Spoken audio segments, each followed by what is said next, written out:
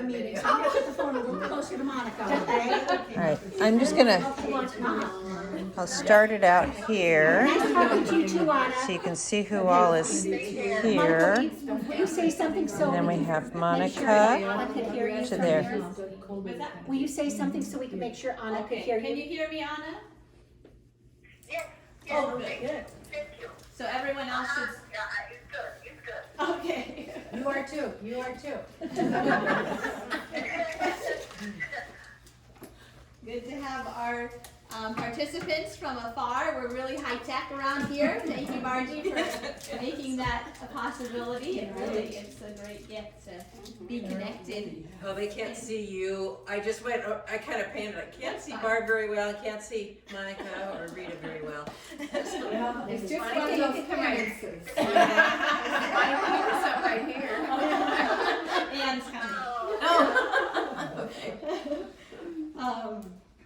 Good. Well, yes, as we are entering into this topic on poverty, we've been going through the vows.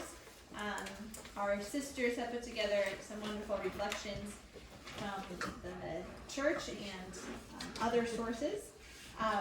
And so we can enter into that more now and have some discussion too, maybe sharing of some phrases from the chapel, but also of this as we'll read some of it aloud together, but some just to leave open to comment from what you read earlier. Barb, would you mind reading that first section on from Paul VI from the Light from the Church? Do you want me to read the whole thing? Yeah, Okay. that. First of all, light from the church. First of all, your consecrated life in the spirit of the evangelical counsels means that you belong inseparably to Christ and the church, that you are permanently and profoundly intent on the pursuit of holiness, and that you are fully aware that when all is said and done, it is Christ alone who brings about, by his grace, the redemption and transformation of the world. It is deep down in your hearts that the world becomes something consecrated to God. If that is how you live, and that's from Lumen Gentium, if that is how you live, then it is quite certain that the mutual understanding and feeling between you and the world will not become worldliness or naturalism, but will tell the world that Christ loves us and has been sent forth to us by the Father. Your consecration is the root of hope, which must always support you, even when visible results are scanty or non-existent. Rather than by visible good works, your life is fruitful for the world above all, through the love of Christ, which has impelled you to make the gift of yourselves to God in a life that will give witness to him in the conditions of everyday life. Seen in this light, the counsels which you follow, as do members of other forms of consecrated life, take on a new meaning. They come to mean something very topical and typical in today's world. Chastity comes to mean being a living model of self-control, life in the spirit, tending, stretching out all the time to heavenly things, and this in a world which has no thought but of it for itself, no rein or break on its human instincts. Poverty tells the world where we stand with the good and chattels of this world, and the use we make of them. Your Christian attitude in this matter is the true one both for the highly developed countries, where the rat race for money is such a threat to the values we learn from the gospel, and for the unhappy countries, which have few resources. Here, your poverty is a token of your union of spirit. You are with your brothers in their trials. Obedience becomes witness of the humble acceptance of the mediation of the church, and in general of the wisdom of God governing the world through created causes. Today, in the modern crisis of authority, your obedience becomes witness to the Christian order of the universe. Thank you. Paul VI. So we can spend some time sharing based on that reflection, but everything else that we've read in the formation and then our recent prayer together. There are the questions that close the readings. What are the essential important aspects for us when we consider the issue of poverty? What in these readings invites me to reflect more deeply on how I live our poverty? How am I living our poverty well and fully? How can I live it even more fully? How am I invited to the conversion of mind, heart, and action as a result of comparison with these texts? So we'll just start with the first one. What are the essential and important aspects for us when we consider the issue of poverty? But I would invite us to look particularly at, as we read the gospel, because that's being led by Christ very specifically, to see what are the essential and important aspects for us. And then again, as I said, in light of the readings, so anything else that came to your attention through what we've been reading. And I open up the floor. For me, it seemed like the focus was always, if you keep your eyes fixed on the Lord and keep that as your priority, and you know, this particular reading comes, you know, after people are worrying about what should we eat, what should we wear, that kind of stuff. But if we're focused on the Lord and know of His great love for us, that in the past He's always provided for us, He's providing for us today, and then it says, don't worry about tomorrow. You know, He's telling us He's got this. He will take care of us, and the essential element, I think, is trust. That in His provision, trust in His love for us, trust in His, you know, care for us, His generosity to us, and I that just struck me as the most essential piece. I think along with trust, it's a surrender. Surrender to His will. Thy will be done. Mm-hmm. That's kind of what you were touched me. saying, you know, it led me to really live the spirituality of the present, to be present, and to live here and now, to accept whatever the Lord allows or takes away from us with this spirit of trust, abandonment, just to be really present and accepting whatever, you know, physically, psychologically, whatever.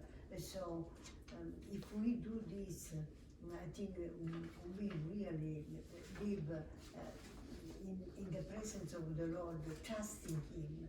Also, I was thinking, just if we are dear to the Lord, we really grow in love for Him, then it will be also easy to be detached. And we grow in this spirit of be detached and be present where we are, and to bloom where we are in the poverty. There is a blooming, you know, in this place. I was thinking about that too, because that's where the kingdom of God is found, in the present moment. Oh, the kingdom of God is found in the present moment. Say it. Yes. What Franco was saying, in that present moment, because that's where the battle is. It says sufficient for a day is its own evil. So that's where the current battle is in the present moment. If there's evil going on, or there's some sort of anxiety that's going on in my own heart or somebody else's heart, that this is the moment where God is asking me to seek His kingdom, and to this is where Matthew Kelly talks about the holy moments, and to think about how, you know, God is inviting me into this holy moment, and for something new to bloom in the desert that's going on right now. That looks really scanty. But He can make something beautiful come out of this moment if I'm paying attention, and to seeing where He's leading me. So that's what I was thinking about in the chapel, the moments where I'm anxious or I'm not paying attention, and what happens, but the moments though when I am paying attention, and being present in that moment where God, there's an invitation there, and so how beautiful that can become if I'm paying attention. I kind of along, everybody has touched on a lot of the things that were going through my head too. And then it says that through the love of Christ, which has impelled you to make the gift of yourselves to God in a life that will give witness to Him in the conditions of everyday life. So,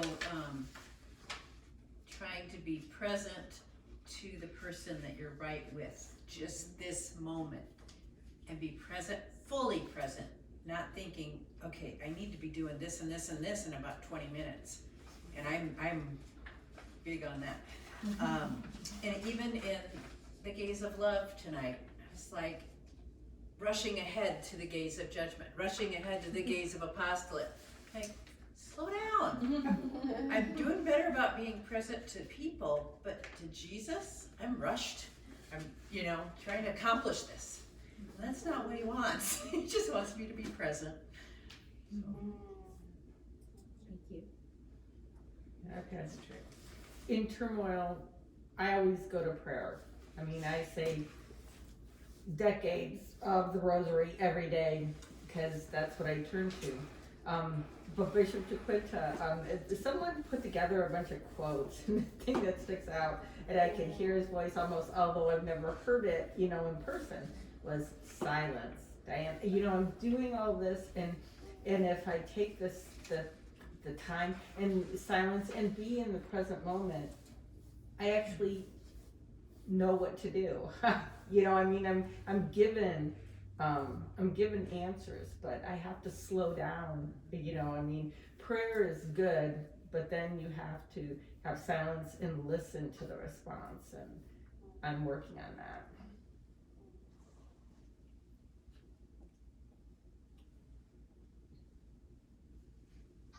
Hello, this is Teresa. Hi, Teresa. Hi, Teresa. Hey, hi. I was just looking at my calendar the other day, and I saw a note I had that I was gonna maybe use for Lent, and it was to do with Jesus going out to the desert, and He went out there for 40 days. And I remember when I wrote this down here, I wrote it down because I thought that was a great silence in His life, and that term, a great silence, really hit me, and I thought, what a great thing to do for Lent. But that's really what they're talking about, to give God time and to use self-control and to create that and to be in the gaze of love instead of going somewhere else. And I just love that term, the great silence. I mean, it's something that we can really put in our lives and just be in the presence of God.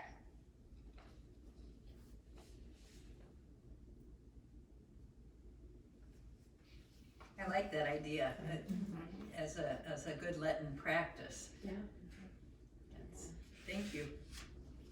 Piggybacking on something Donna said too is, and a couple of people have mentioned anxiety, and we were talking about this in our nuclei group last week, is that that with anxiety, a lot of psychologists have talked about with anxiety, one of the ways that clinically they help and treat people that struggle with anxiety is to introduce the practice of daily gratitude, recognition of gratitude, whether through journaling or whatever, but recognizing, and that it's like a shift in focus. Instead of focusing on the deprivation, what we don't have right now or what we need or what we're worried about, you're focusing on, look at what I have, look at what I've been given, the blessings and the graces and the, and it's just a whole shift in your thinking, and yet that gives you that comfort and that peace, that knowledge that you are loved, and it just seems that, especially with poverty and in our culture, people are always judging themselves by the standards of the world they see around them and what everybody else has and what they don't have. And yet if we shifted our focus to look what I have been given, that I think we could all have such a more happy attitude, and peaceful and comfort, and that knowledge that we're loved, that true joy that we're loved. So Yeah, and to me, that what we've been given is that relationship with the Lord. because, you know, that's what's essential, is that our relationship with him. I mean, through that's where it comes through all our joy, and we can have different levels of, you know, comforts. But it's just that relationship that is so essential that we cultivate in the silence, you know, in front of the Eucharist with Jesus. And that's what we're called then to like share with others, or for others to experience that through us. Because I think that I was reflecting on that today, is that there are people who are anxious around me. And, you know, Bishop DeQuintus says we need to be serene ourselves. And I think that what I'm noticing more is the anxiety of other people that are around me. And if they're short-tempered or if they're irritated, they're probably, it just seems like they're anxious about something or worried. And so instead of reacting to that, or, you know, like me, myself getting pulled into it, just actually realizing that this person needs someone who's peaceful around them, or who can maybe show them, you know, a little light, you know, or to be joyful or whatever, because they need help right now. And so I guess I'm just realizing more that this person is just anxious. And what are you calling me to Lord, in this moment? You know, because of my relationship with you, I can, you know, give them something. So I guess I've just been noticing that in my own life, you know, with people around me. What you said, Kay, was reminding me the reading from Bishop DeQuinta is, charity is the soul of poverty, because the renunciation is made out of love. It is out of love that we made ourselves poor. If we were lacking in our poverty, if love were lacking in our poverty, we would be desolate, because poverty without love is despair. I mean, like, whoa, the love from which poverty is born is authentic and generous. Mark too. Right. Yeah. And that piece reminded me of the poverty, not just of material things, but of my personal poverty, that then that really does become despair if there isn't this love and trust in God and His providence, because otherwise it's all on me, and I'm too poor to save the world, and so then there's no hope. But if it's grounded in love, which is flowing from relationship with Him, then it becomes a beautiful thing. I love the line where it says, rather than visible good works, all the things that we do outside, we do all these wonderful things, we help people, we program things, we share things, they're all there. But rather than visible good works, your life is fruitful for the world above all through the love of Christ, which has impelled you to make the gift of yourselves. Gift of yourselves to God in a life that will give witness to Him. All turns back to the Lord. In conditions of everyday life. You don't have to be Superwoman. You don't have to do it all. You don't have to step forward and say, I'm going to save you. Jesus had to help you. No, the Lord wants to say, I want to help you, dear. And work together like the little child takes the little finger. And there's new life, new beginnings. But it's a gift. It's pure gift. The gift of ourselves to God in a life that will give witness to Him in the conditions of everyday life. So I'm not to be nice just sometimes, but that niceness comes from a love relationship, a passionate love relationship with the Lord.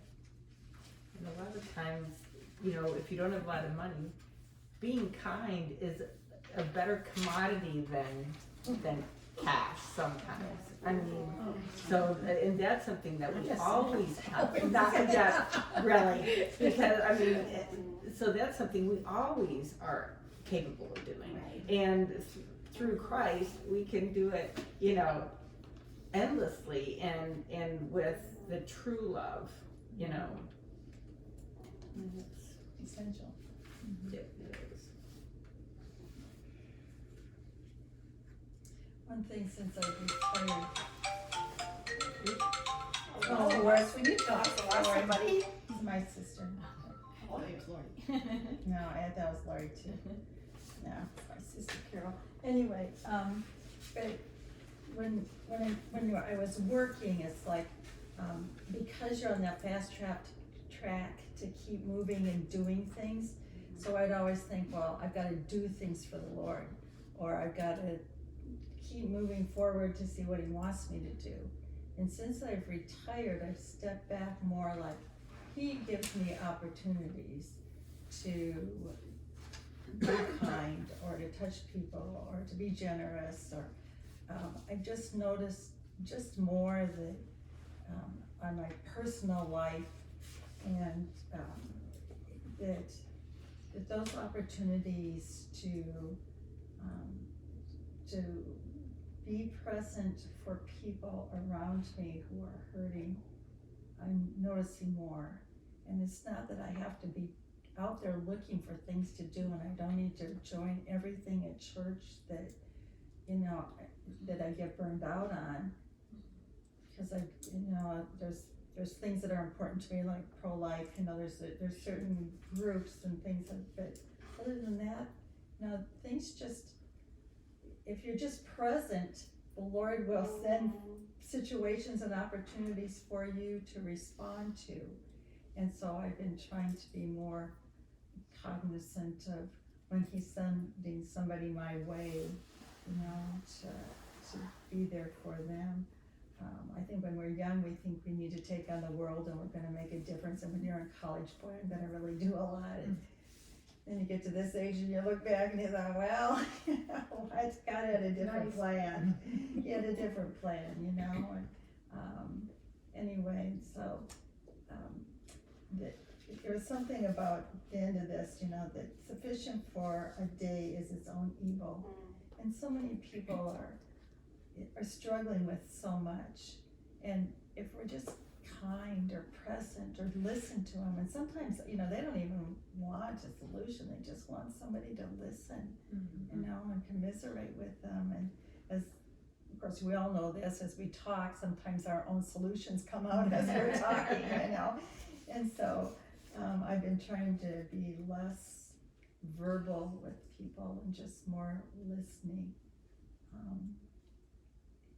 And I've just found a lot of people in my personal atmosphere, circle, that just need somebody just to listen. You know, I don't know why, it seems like really good people are dealing with evil things right now, you know? And so, and it's interesting because a lot of my new friends, since I retired, aren't Catholic, but God still comes up, you know, he just does. And we find that we have more in common, you know, just because we have a belief in God. And my water aerobics class, whenever somebody's hurting, when my water aerobics class, when somebody's hurting, they'll mention it, and there's like 20 to 25 ladies, and we'll all say the Our Father together. And it's like, wow, this is great. I mean, we're coming from every little church in Wahoo, you know, but we're praying together. And nobody looks at what the differences are, we look at what similarities are. And the basis of God is, you know, a loving Father for all of us. I've had a good year. I've had a really good year. God has been really good. Praise God. So, yes. I think when you were talking about watching for those opportunities to be kind or be present and pay attention to people, it reminded me of my day today, my grace for the day.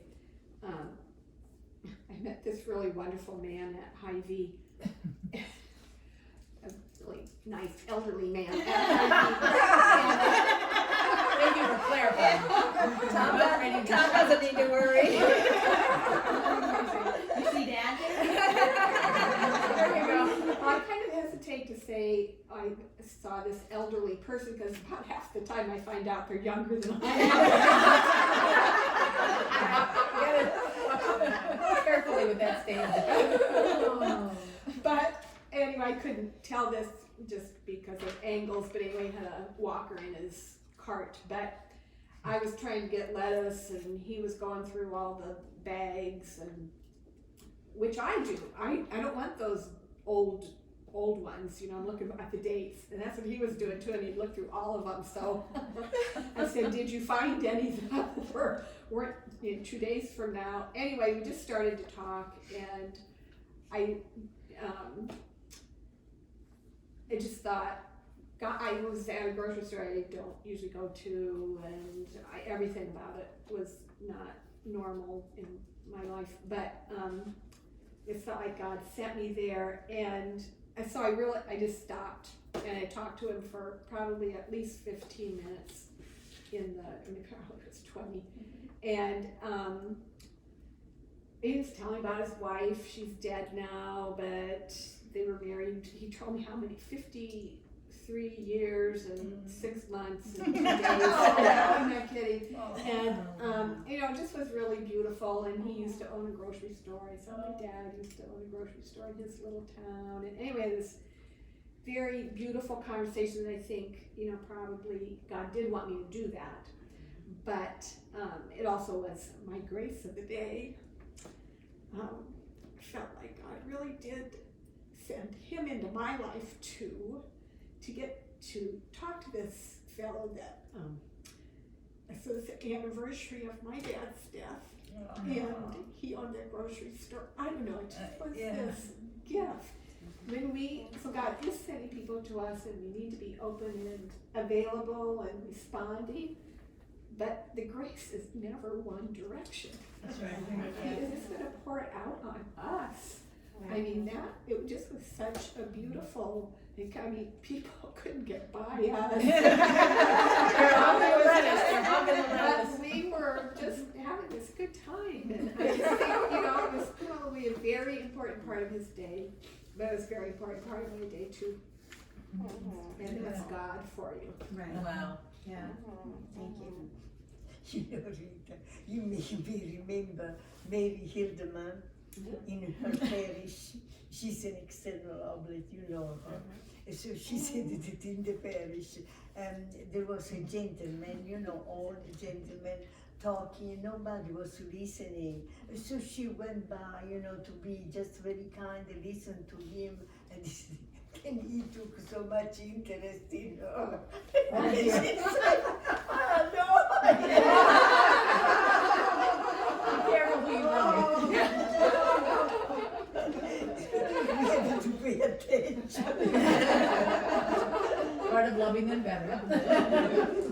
Because people don't understand, you know, do not understand some people. Right. But for sure, you know, the prudence is we try. One of the things that really stood out to me in this reading from Paul VI was what he said when it says, where the rat race for money is such a threat to the values we learn from the gospel. He wasn't speaking in English. I wonder what it was translated from. But actually that paragraph, I think is important to pay attention to, that the Christian attitude in poverty is true regardless of what culture you're in, and how beautiful that is that this can apply for everyone, and that it gives a different has a little different focus depending on whether you're giving up things that you could use and everybody else is using to give this witness, or that you aren't really giving anything up because you don't have any, you can't have it, you're in the poverty, but you are choosing it to be in solidarity at the same time, even though in a certain sense you can't choose otherwise. That we have brothers and sisters who are in that scenario, which is so different than ours, that we always have to think about, well, what is the Lord asking me to go without, rather than saying, okay, Lord, where am I going to get my next meal today? And how that vow would just look very different, but still have this the same value being lived in love, as our founder talks about.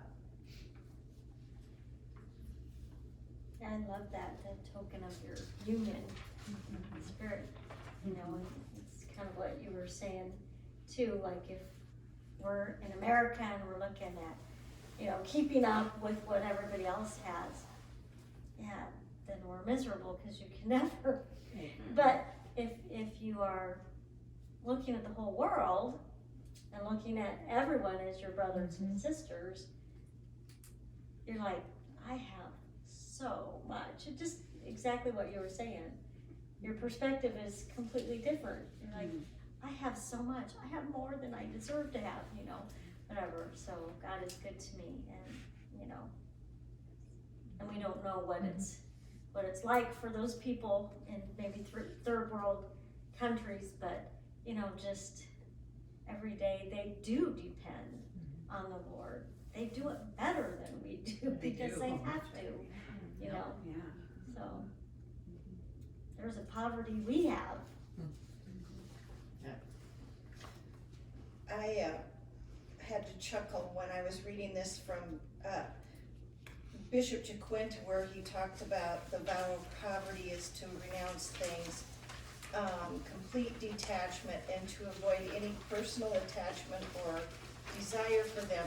Because every time the kids come over, now I have adult children, they're in their 30s and 40s, okay? Adult children. And when I come over, and I'll be talking about something, and they'll look at something, and it's like the kitchen stove or the refrigerator, and it's like, Mom, why do you have these? These are like 20, 15 years old. Why don't you get something new? I said, because it's not broke. Why would I, but that's when you were talking about culture and stuff, that's their style. They remodel all the time, and it's like, why? And it's keeping up with the Joneses. But it's like, why would I replace something that still works? And it could help somebody else. Right, yeah. For less money. Yeah, so I just thought that was quite interesting, and also what was interesting with the third world countries, I was having lunch with a friend of mine, and her son had been over in Iraq, and when he got back, he lives with them, and she was frustrated about something, and she says, I just hate being poor. And he said, Mother, don't ever say that to me again. He says, you are rich compared to what people over in Iraq have absolutely nothing. And it kind of floored her because she never Spoke out like that. looked at it like that. So the culture thing is also different. We would be rich compared to another place. And Sister Therese, Sister Therese from the Congo, it just blows Howard away when we're together, and she'll go to the Congo and then she'll come back, and he just cannot figure out why she wants to go back. And she says, in our poverty, we're just so joy-filled. It's just a whole, they don't have all of the weight of stuff. Yeah, and I think they probably have to depend on the Lord. They go into the jungle to get their food every day, and they have to walk 5 miles to get water from a bad lake or river. But she said it's just such a joyful community that's why she wants to go back. Well, they find joy in their children, and they would never dream of aborting a child. And we are so focused on the rat race and on accumulating things that we don't give our children the dignity that they deserve. It just amazes me, these politicians that I'm just floored that they just feel a child isn't a child till it takes its breath. That's what Pete Buttigieg said, or whatever his name is, that the Bible says, well, God breathed in the man and he became, God breathed, just, that's the what? God breathed life into the man. Breathed God. Anyway, I think that those cultures, in my experiences, that's where they find the joys in their families, in each other and in their children, and because they don't have things. you know? Yeah, but it's just not the absence of things though, either, I mean, like when, it's the joy, it's the relationship with the Lord. Yeah. Because the poverty we have in the United States is the lack of relationship, you know, with the Lord, and then with the people around us. I mean, you know, the people in poor countries have more of an opportunity to be in relationship with them because they don't have the money. Right. But I know that when Michael and when James, when they were down in Belize, and doing mission work there, there was poverty, you know, throughout the city. And I said to them, because around where they were, everybody was happy. I mean, you know, they had so much relationship with the Lord and each other. They had time for it because they didn't have money. So, I mean, most kids walked around with no shoes on all day long, and then they climb up, coconut trees to get coconuts, and they were like, I mean, but they were always they were always in relationship, you know what I mean, because they didn't have all this other stuff, you know, They don't to have get involved with. distractions They like didn't we have the distractions. But again, though, the difference was the Lord, because I said, well, what was it like on the outskirts of the town, you know, where there was actually crime? So there's poverty there too, and there was a lot of crime. And the difference was they weren't in the church. They weren't in the church, and they didn't have, you know, the relationship with God. So, so anyway, I just want to, you know, again, point that out, that that's the relationship with the Lord that transforms our poverty, whatever it is. Right. It's not the poverty, It's it's they depend on God every day. Right, they do depend. Of course, we do have to have a certain level of subsistence, you know, with food and stuff like that, you know, obviously. To like, you know, so we can like receive from the Lord, that we're not always hungry. Well, anyway, so I just wanted to make that, you know, that was interesting listening to them talk about that. It's important that we look at that clarification, which was also brought up with the love aspect. Like being poor doesn't make you depend on God. You can Right, instead good go and point, try yeah. to get somebody Right, else's good money. Some people depend on crime Right, instead. or you can despair, Very good point. but there's this added dimension of difficulty when we're Yes. rich, that I don't have to give God a second thought and I'll still eat today.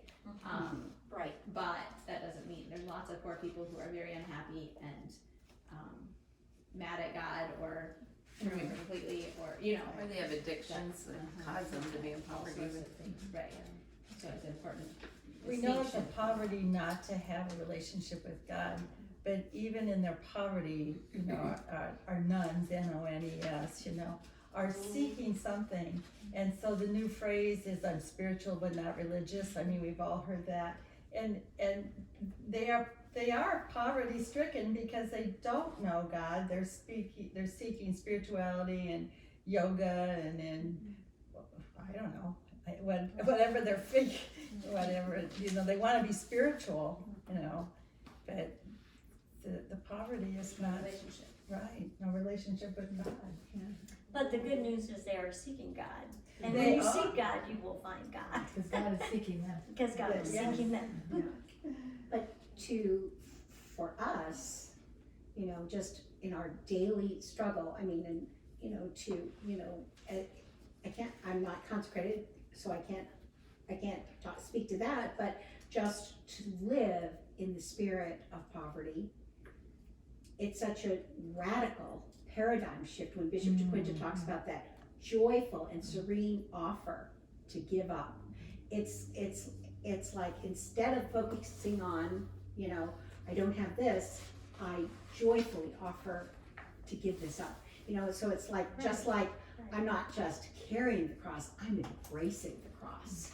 You know, that to me is just so, you know, it's radical, you know, as opposed to,